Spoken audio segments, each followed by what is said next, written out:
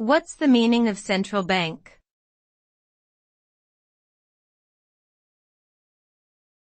Central bank.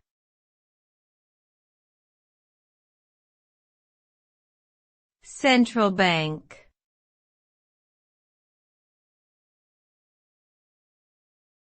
Central bank.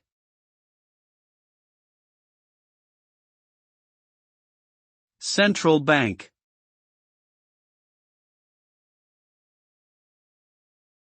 A central bank is a financial institution that acts as the monetary authority for a country or a group of countries.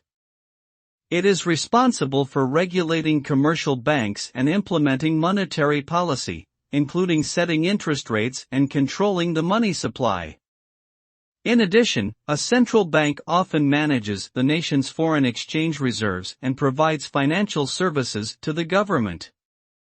Its main goal is to promote a stable and sustainable economy by maintaining price stability, ensuring financial stability, and supporting economic growth.